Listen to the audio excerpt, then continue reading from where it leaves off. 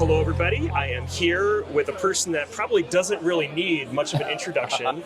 He is probably one of the top marketers on the planet. Business Insider has listed him as one of those top marketers in both marketing and technology. He's also constantly listed as one of the top marketers as a CMO internationally, which I absolutely love. He has been with HubSpot for over 15 years. He's been the CMO for 10 years. He's seen growth probably 10x on revenue, 10x on revenue in that time, 14x on customers in that time. Something absolutely incredible. And then the most important part, and I hope I got this right, I was doing my research on this man here, and I found out that he has a little bit of an infatuation with ketchup. I love ketchup. The brand of ketchup, which we're going to talk about in a minute. Okay, let's do it. I am talking, of course, here with Kipp. And he is the Chief Marketing Officer of HubSpot. So thank you so much for joining me today, Kipp. Thanks for having me. I appreciate it. Yeah, I love having this opportunity to speak to you on the first day here at Inbound. Yesterday, I got a chance to meet with John Dick, and he was really kind to be on the podcast too. And we were talking about all things customer experience. So today we're going to talk about all things marketing. Let's do it. And you're the man for it. So I love it. So the first thing is, we think about brands as being magnetic. Those are the ones that we feel are the most, of course, successful. Yeah. That's what Inbound's all about. Yeah. So in your mind, thinking about ketchup for a second, what makes a brand magnetic? I'm just curious from your standpoint. I think it's changed a lot. I think there's a couple of things. You know, we in a couple of days we have Sean Evans is going to do Hot Ones with Brian Halligan, and it's going to be a lot of fun. Yeah. And Sean, in all of the Hot Ones videos, he always has that question that you're like, how do you know that about that person question? Like the ketchup. Yeah, exactly. And that, to me, is one of the things that makes a brand really magic, where the people who connect with that brand feel like, wow, how did they do that? And sometimes that's how they build a product. Sometimes that's how do they know that I like this thing. Sometimes that is like, how were they able to connect with me in this magical way? And the really great brands figure out multiple of those to do, just not one of them. And then I think the second thing that's changed a lot over the last couple of years is that brand used to be a holding company for all of its people, and now the people are a bigger part of the brand and a bigger part of what makes that brand magnetic. So I do think of a lot of the modern brands, it's the leaders and the employees and their ability to personally connect with their customers that's actually making a brand really magnetic. John actually talked about that yesterday. Oh, nice. And then today, of course, we've made the announcement of the Marketing Loop. Yep. Or Loop Marketing. I want to say it right. Loop Marketing. LoopMarketing.com. LoopMarketing.com. Go check it out. Check it out. If you haven't seen that page yet, sick page. Yes, actually, I did check it out this morning. Everybody out there does have to check it out as well. And you're going to get the whole new playbook from HubSpot. One thing that I was thinking about was the whole entire customer experience. So something that we found out yesterday is you've been kind of like Nostradamus over the last couple of years trying to predict where the industry is going. And I love that about you. I don't know. I've been trying, man. You've been trying. It's okay. And so I thought maybe for a second you and I could be future looking for a second. Crystal ball. And considering where could that loop go next? Because what I'm thinking about is the customer experience as a whole. So it's starting off now with loop marketing, and I'm wondering if eventually it will be moved into looping the entire customer experience. I think your instincts there are right. I think the reason we're talking about loop marketing is because marketing has gotten far more disrupted than any other part of the go-to-market front office experience. It's not that customer service or sales haven't changed, because they have, but the change in marketing has been so dramatic, right? And so I think that's where we're getting started now. I think it will likely evolve a ton over the next few years as the rest of the go-to-market and the rest of the customer journey, to your point, gets disrupted a lot. Gets looped in to the loop. Exactly. Looped into the loop. Well, I do think that AI could be inserted in a lot of great places. Yep. Although yesterday, one thing that John did say to us, because I asked him, what's one thing that you hope won't change, that it can't be overrated because it's got so much value? And he said, just picking up the phone and calling people. That's a good one. I like that one. Do you agree? I would just expand it to human connection.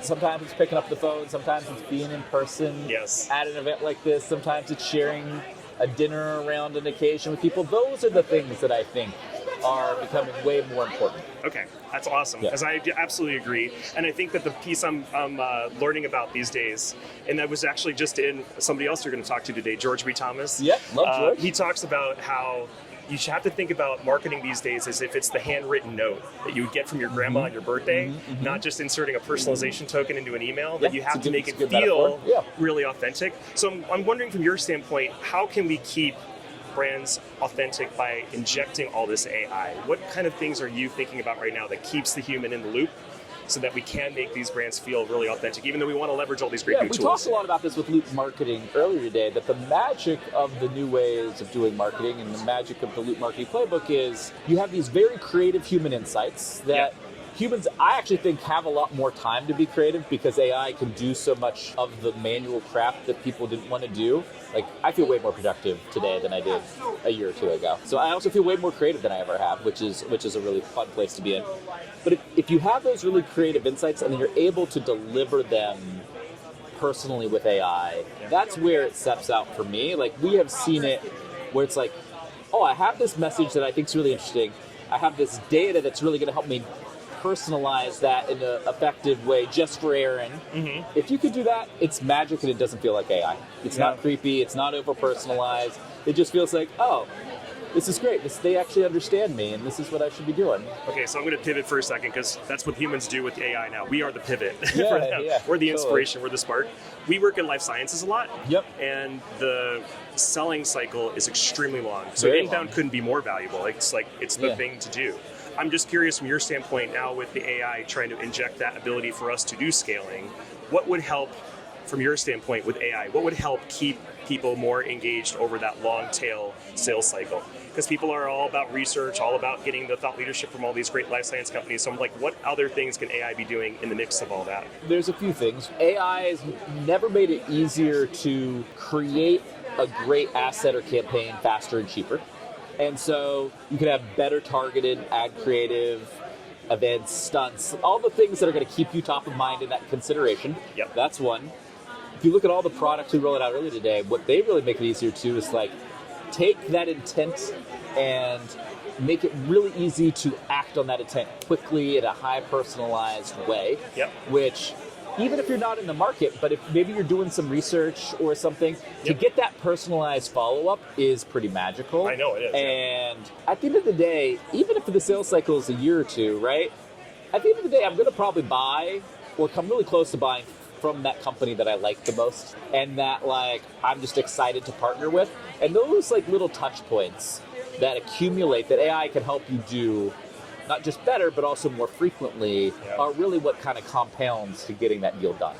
You run your own podcast too, right? I do. Marketing Against the Grain. Yep, you can pitch Please it. subscribe. Thank Please, you. yes, That's the only absolutely shameless plug I'll do. Do you think that the B2B world, those companies should run their own podcast as well? It's kind of like having a blog I'm considering, but there's a level of production, a level of preparedness that's needed. Do you think it's up for everybody, or do you think podcasts are still a really specialized media channel?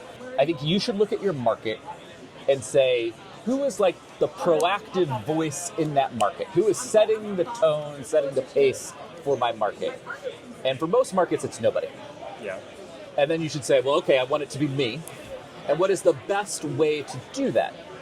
And for some people, it's like, hey, I'm going to post every day on LinkedIn. For some people, it's like, I'm going to host a podcast once a week.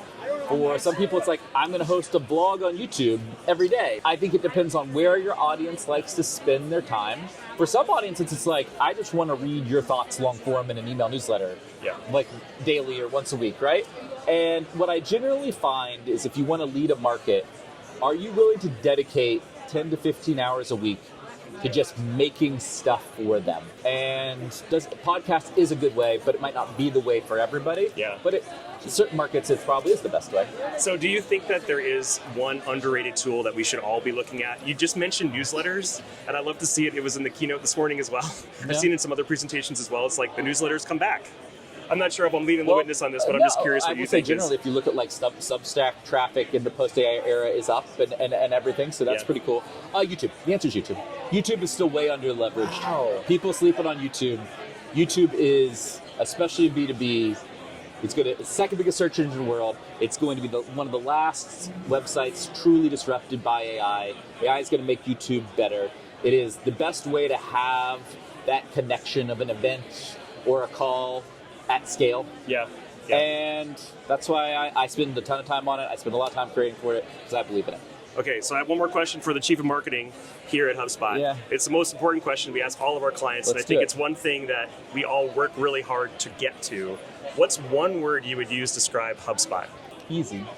Easy? Yeah, we're easy we're easy to use, we're easy to work with, we are like easy to understand. We're not like this big complicated thing, like going to the Apple store. Like you can go and get your phone and you can swipe and use it right away. And like that's what HubSpot's all about. And get value. Get value right away. And get value. Actually, that was... I was limited to one word, so that's why I said easy. I love it. It's a great way to get to start conversation started. Yeah. Okay, this has been a very easy conversation with this guy here today. I appreciate you joining me here on the Sound of Inbound. Thanks for having me. If you're still here at Inbound this week, I hope you get a chance to get down to the floor and meet all the great HubSpotters here. They can talk about all the great releases that Kipp is kind of alluding to. Yeah. And you can check out... Go ahead and tell me one more time. Is it loopmarketing.com? Loopmarketing.com. Okay, and check out the new playbook from HubSpot. Awesome. Kipp, this has been great. Thanks, Aaron. Thank you so much for the time. Absolutely. Appreciate Thanks it. for having me. Bye-bye.